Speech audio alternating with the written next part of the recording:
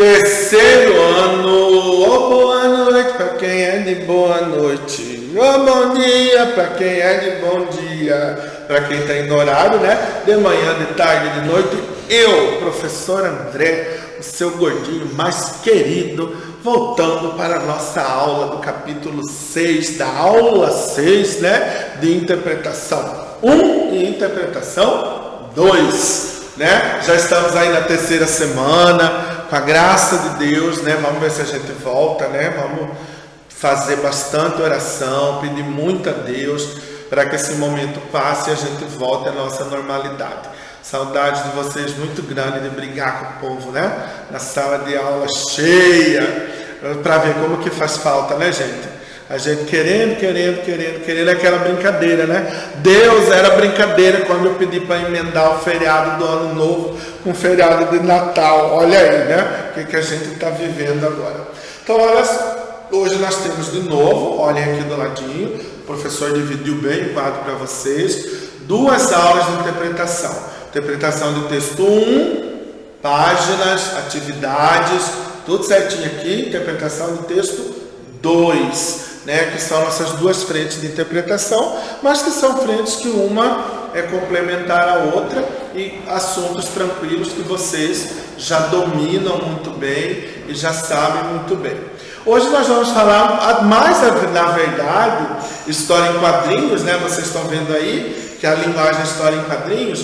Nós vamos falar mais um pouco da história dos quadrinhos do que propriamente da linguagem que vocês já sabem, né? Muito linguagem verbal, não verbal, mas é interessante saber como que esses quadrinhos ocorreram no Brasil, porque geralmente a gente tem muita noção até dos quadrinhos de fora, né? A Marvel, a DC, principalmente, e aqui no Brasil a gente não tem muita ideia de como foi esse processo de construção das histórias em quadrinhos, e nós temos aqui no Brasil um movimento muito forte. A Turma da Mônica está aí até hoje, né? Para provar isso no cenário brasileiro há muito tempo, né? Há mais de 50 anos, e está aí firme e forte dentro desse mercado midiático, mas que eles continuam muito fortes. E antes deles nós tivemos outros, né? Outras faces e outros modos dos quadrinhos. Então, olha só, para iniciar, vocês sabem que o quadrinho utiliza uma linguagem mista, verbal e não verbal. É a utilização das 2 linguagens. Linguagem verbal e não verbal, cores, gestos e tudo aquilo que o quadrinho proporciona. Agora, olha só, quando que esse quadrinho começa? Vocês estão vendo aqui do início, né? Antes da gente aqui, para a história, olha isso daqui. Os quadrinhos eles passaram a ter uma importância muito grande, principalmente pós-Segunda Guerra. Eles passaram a ser objeto de estudo de teses, de mestrado, de doutorado e de pós-doutorado nas universidades. Por quê? Até então se considerava o quadrinho uma subliteratura. Não era nem considerado texto literário. Era quadrinho, né? Diversão, entretenimento. Mas aí, os primeiros que fizeram isso começaram a perceber a grande visão social que esses quadrinhos tinham. E como eles revisitavam e juntavam as coisas da história, da literatura, da música, da arte como um todo, dentro das histórias em quadrinhos. Aí eles passaram a ser teses de mestrado e doutorado. E hoje, se vocês procurarem na internet e dar uma googada, vai ter muita coisa, né? Por exemplo, a saga da morte do Superman, Morte e Ressurreição, a saga do Apocalipse, é tese de um estudante de pós-doutorado de semiologia da linguagem, né? Então, para vocês verem como que os quadrinhos, ao longo dos tempos, isso muito forte, depois da Segunda Guerra, ganhou, né, um aspecto mais de importância. Os aspectos dos quadrinhos é uma narrativa, todos eles, mas que tem aspectos estéticos, né? Os formais do texto, cores, linguagem, desenho, formatação, narrativos sociológicos, políticos, culturais e econômicos. É só a gente prestar atenção o quanto de história em quadrinhos está virando filme, cinema, não só de heróis, mas outros. quanto da história em quadrinho pula para a tela do cinema em forma de desenho, de animação ou mesmo, né, o filme em si. É um meio de comunicação de massa, até hoje, que atinge as pessoas em larga escala. E ele, sim, muitos dos quadrinhos no Brasil são responsáveis pela formação da nossa identidade cultural.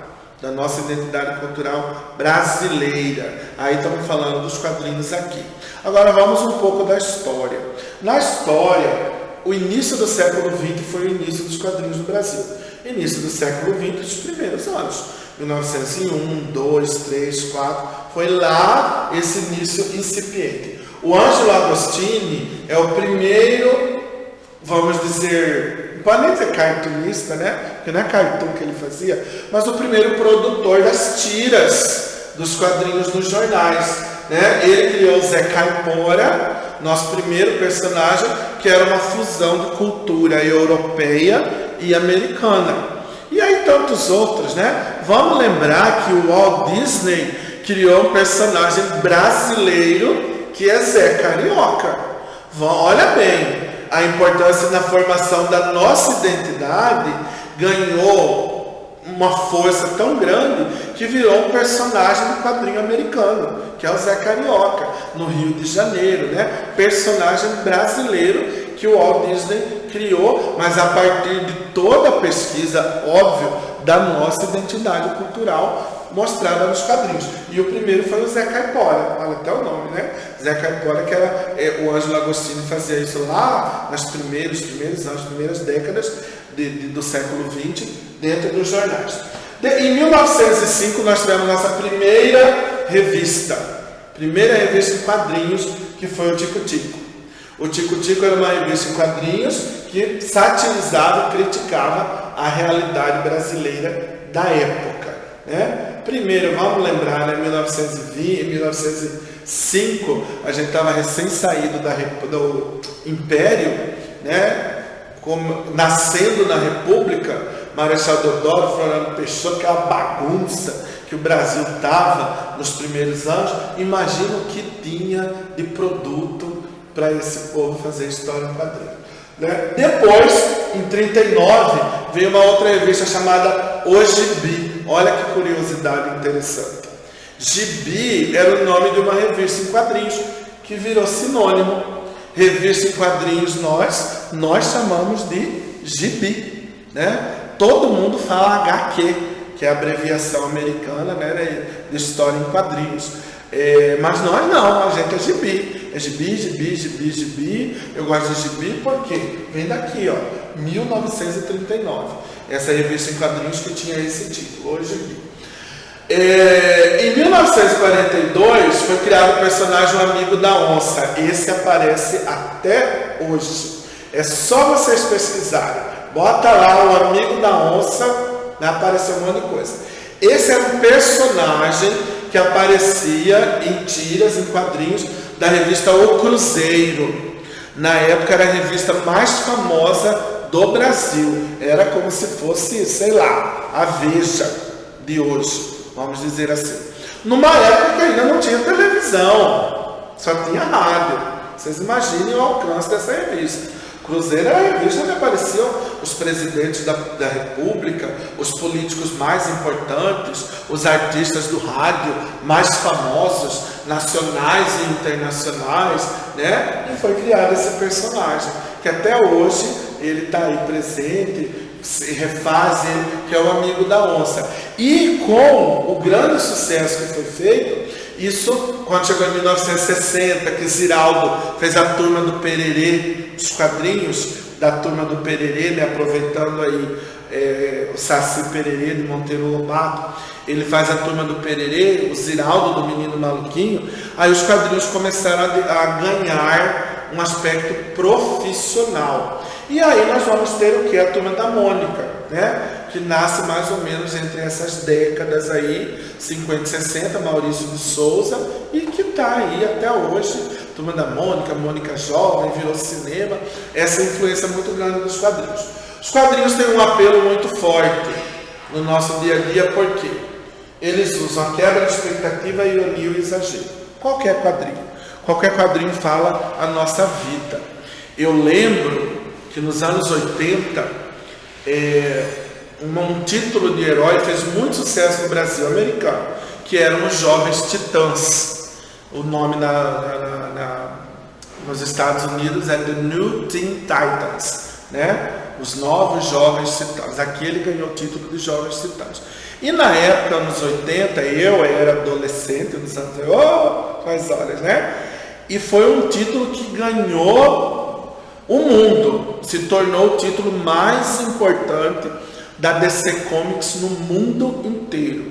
Era o título que mais vendia quadrinhos. Por quê?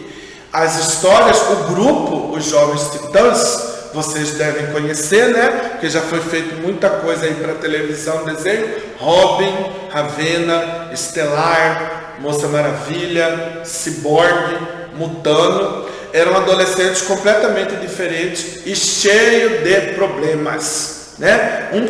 Uma que era filha do demônio, o outro que era traumatizado porque foi criado pelo Batman, o outro que não aceitava, que era meio máquina, meio homem, o outro lá era verde, virava bicho, e a outra era alienígena, fugida da escravidão. Se juntaram, esse grupo completamente estranho, em nome de um bem comum, e apareceu muitos problemas comuns aos adolescentes daquela época. Inadaptação, problema de dependência química, abusos sexuais, problemas com drogas, abandono, carência afetiva de abandono de família. Então isso, durante muitos anos, falava muito ao adolescente. História em quadrinhos, né? História em quadrinhos.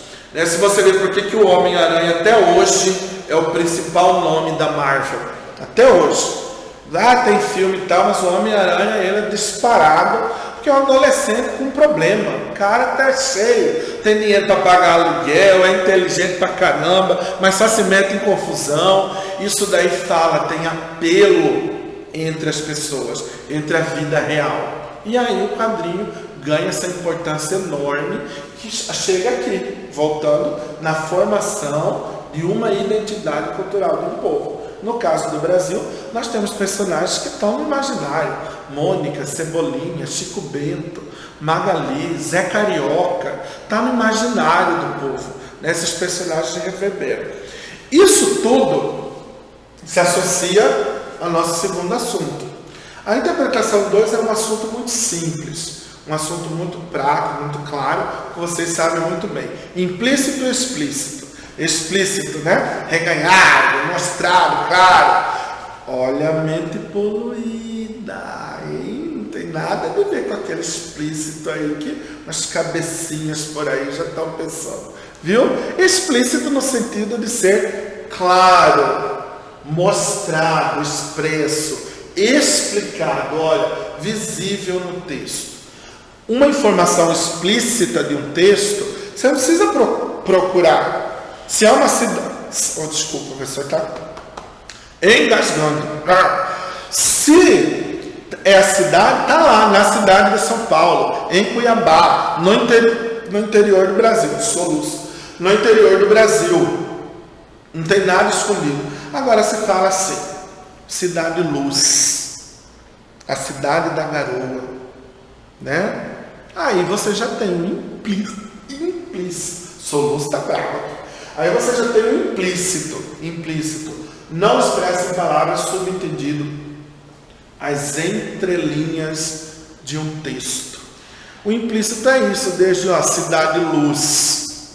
Está implícito que é Paris. Você vai ter que ter essa informação, né? Que se trata de Paris, a chamada Cidade Luz.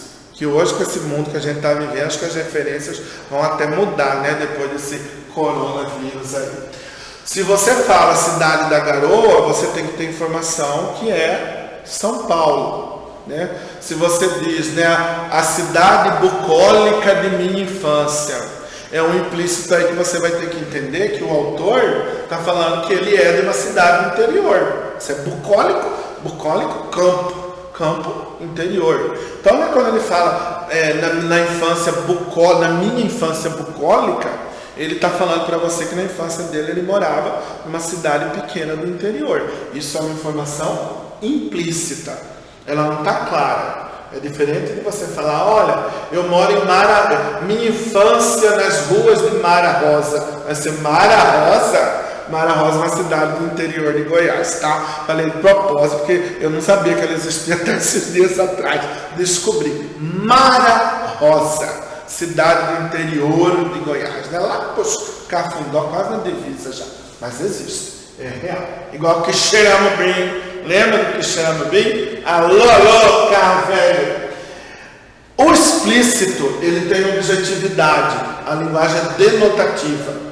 Ela é clara, ela é precisa. O implícito apresenta subjetividade, conotativa, metáforas, figuras de linguagem, alegorias, inferências, que você vai ter que ter posse da informação para poder entender, interpretar o texto. São textos mais exigentes, óbvio, né? Tem informação ali que você tem que buscar. Porém, as duas juntas é que constroem essa informação textual e que, voltando aqui nas histórias em quadrinhos, as histórias em quadrinhos têm muitas informações implícitas e explícitas, cenários, situações, personagens. Então você tem aí, né, várias coisas que fazem com que o texto se junte para que você tenha informação precisa e possa interpretá-lo, seja ela implícita ou explícita. Certinho, meus amores? Tudo de bom. Ó, vou mandar para vocês no grupo de WhatsApp da sala uma planilha com todas as nossas aulas, primeira, segunda, terceira semana, atividades, páginas, tudo certinho, para vocês, né, não se perderem, se situarem. Não é muita coisa não, viu? Coisa normal que vocês fariam se estivessem em aula, nas nossas 2 aulas e uma tarefinha por semana, né? Que daí é o normal das aulas. Tudo de bom, até a nossa volta, um abraço. Vamos que esmaga.